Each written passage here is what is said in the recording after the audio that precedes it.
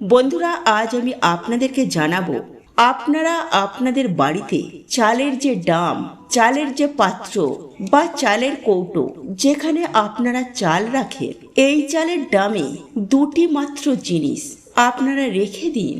আপনাদের চারিদিক থেকে যে পজিটিভিটি আছে সেই পজিটিভিটি আপনারা ফিল করতে পারবেন।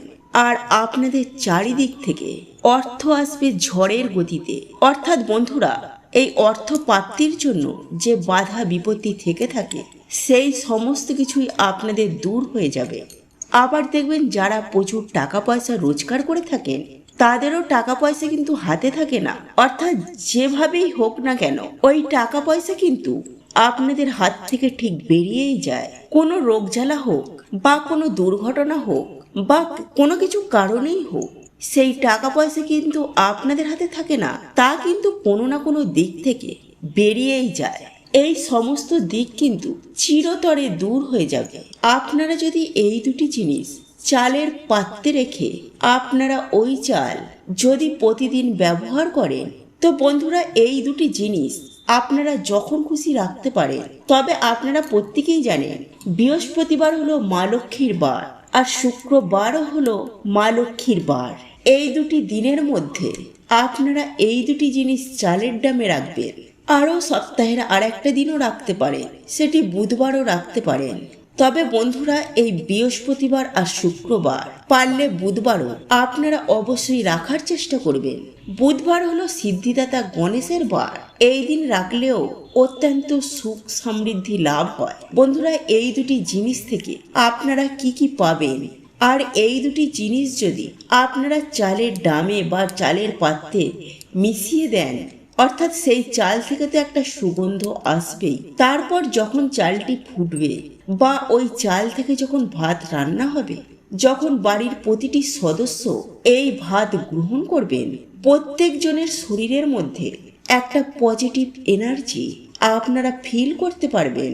অর্থাৎ শরীরের যে সমস্ত নেতিবাচক দিক রয়েছে বা যে সমস্ত নেতিবাচক চিন্তা ভাবনা, সেই সমস্ত কিছু একেবারে দূর হয়ে যাবে। এমনকি আপনাদের মনের মধ্যে, শরীরের মধ্যে সব সময় দেখবেন একটা পজিটিভ ফিল করছে। অর্থাৎ আপনাদের শরীর মন সব কিছুতেই চাঙ্গা লাগবে এবং যে কোনো কাজ করার জন্য শরীর মন সমস্ত এনার্জিতে ভরে যাবে। যে কোনো কাজের ক্ষেত্রে দেখবেন যদি আপনাদের এনার্জি থাকে তাহলে দেখবেন সেই কাজে কিন্তু সাকসেস পাবেন, নচেত কিন্তু সাকসেস পাবেন না। আপনি ধরুন কোনো চাকরিতে একটা ইন্টারভিউ দিতে গেলেন, সেখানে ধরুন আপনাদের কোনো এনার্জি নেই, হয়তো ভেবে ভেবে যাচ্ছেন কি হবে, কি যদি না পারি, যদি না হয়, এই ধরনের নানান রকম চিন্তা ভাবনা মনের মধ্যে আসতেই থাকে। সেই সমস্ত চিন্তা ভাবনাগুলো একেবারে দূর হয়ে যাবে। এই ধরনের চিন্তা ভাবনা মনেও আসবে না। বা বাড়ির কোনো ছেলে মেয়ে কোনো পরীক্ষা দিতে যাচ্ছে, ভাত খেয়ে, আর ওই ভাত যখন শরীরের মধ্যে থাকবে তখন একটা সুন্দর তো গন্ধ বজায় থাকবে।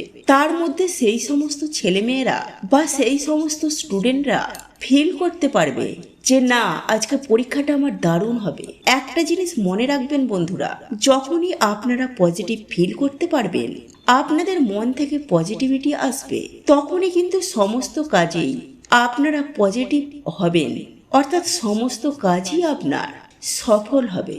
তো বন্ধুরা, এই দুটি জিনিস চালের পাত্রে বা ডামে আপনারা কখন রাখবেন সেটা আমি এখনই আপনাদেরকে জানিয়ে দেব। তার আগে জানিয়ে দিচ্ছি চালের ডামটি বাড়ির কোন জায়গায় রাখবেন। দেখুন বন্ধুরা, আপনারা সকলেই জানেন কি না আমি জানি না, বাড়িতে কিন্তু বাস্তু দোষ বলে একটা খুবই খারাপ জিনিস থাকে। এই বাস্তু দোষের ফলেই কিন্তু দেখবেন বাড়ির যে কোনো উপায়ে মা লক্ষ্মী গৃহত্যাগ করেন, ফলে দেখবেন সেখানে অলক্ষ্মী বাড়িতে এসে পৌঁছে যায়। তো বন্ধুরা, এটা যখনই হবে তখনই দেখবেন বাড়ির কেউ অসুস্থতায় ভুগছেন, বা বাড়ির ছেলেমেয়েরা পড়াশোনা হচ্ছে না, বা কারোর চাকরিতে উন্নতি হচ্ছে না, দিন দিন অবনতি হচ্ছে, বা বাড়ির প্রত্যেকটি সদস্যদের মধ্যে সম্পর্ক ভালো থাকছে না।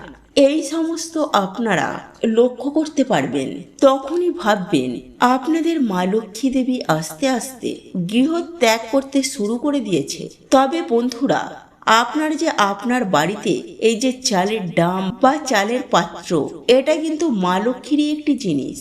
এটা আর আপনাদেরকে দ্বিতীয়বার বলে বোঝানোর দরকার নেই। বন্ধুরা, এই চালের পাত্রটি আপনারা বাড়ির কোন দিকে রাখবেন?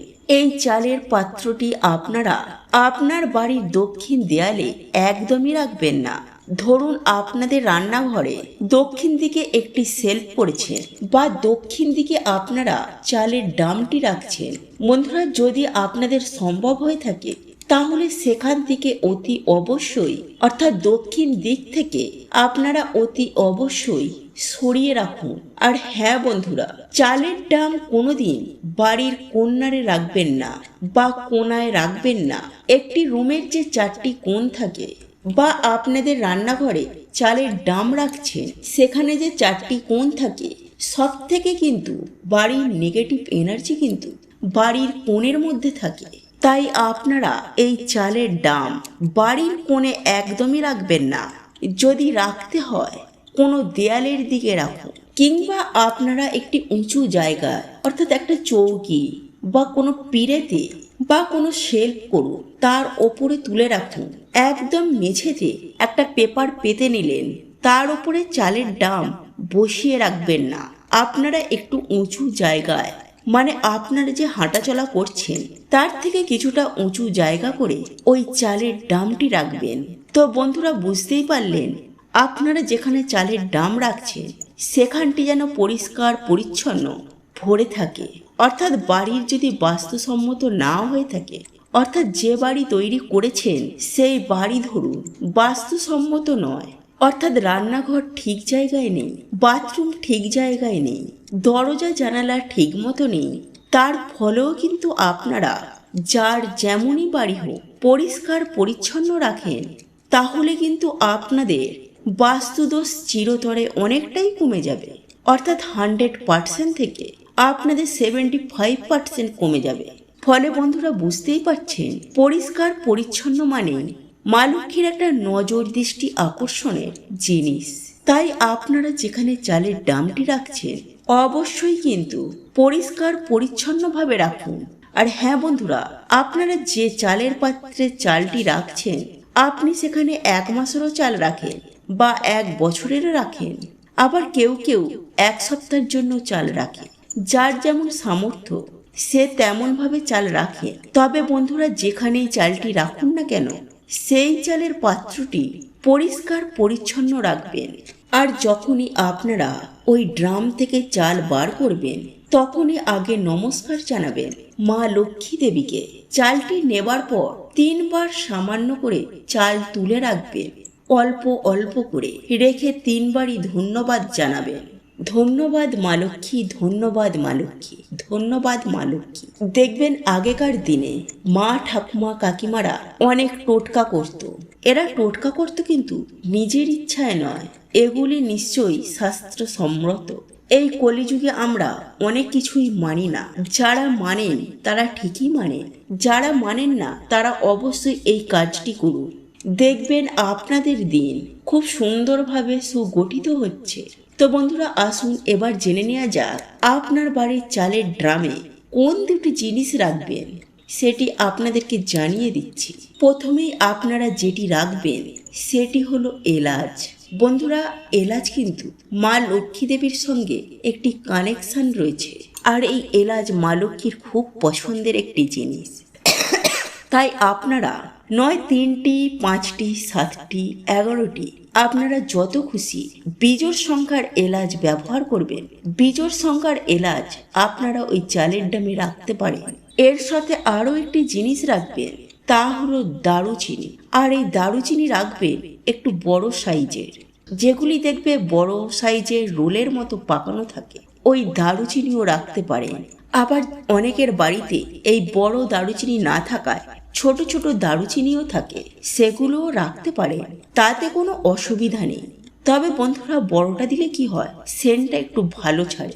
যত সেন্ট ছাড়বে তত আপনাদের পজিটিভ এনার্জি আপনারা ফিল করতে পারবেন। তো বন্ধুরা এগুলি কবে চেঞ্জ করবেন?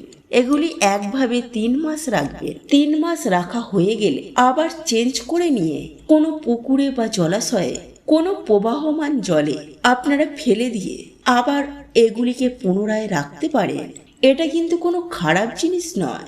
এটি যদি আপনারা করতে পারেন আপনারা উপকার পাবেনই পাবেন, অবশ্যই পাবেন। তো বন্ধুরা এই ছিল আজকের ভিডিও। যদি ভিডিওটি ভালো লেগে থাকে জয় মা লক্ষ্মীর নামে একটি কমেন্ট অবশ্যই করবেন।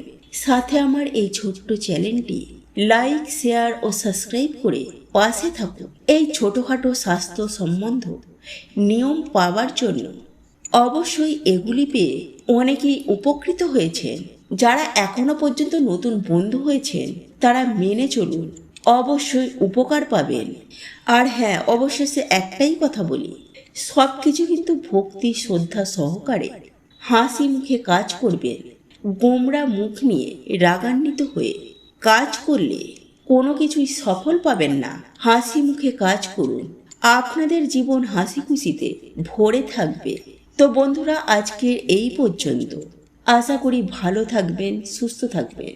বন্ধুরা আজকের এই ভিডিওটি যদি আপনাদের পছন্দ হয়ে থাকে তাহলে ভিডিওটি লাইক করুন, কমেন্ট করুন এবং বন্ধুদের সাথে শেয়ার অবশ্যই করুন। মনে রাখবেন আপনার একটি শেয়ার অনেক মানুষকে উপকৃত করতে পারে। আপনি যদি সনাতনী পম্পা ইউটিউব চ্যানেলে এখনো পর্যন্ত নতুন হয়ে থাকেন তাহলে চ্যানেলটি অবশ্যই সাবস্ক্রাইব করবেন এবং পাশে থাকা নোটিফিকেশন বেল আইকনটি ক্লিক করবেন। এইরূপ নিত্য নতুন ভিডিও সবার আগে দেখার জন্য ঈশ্বর আপনার মঙ্গল করুন। আপনি সুস্থ থাকুন, ভালো থাকুন।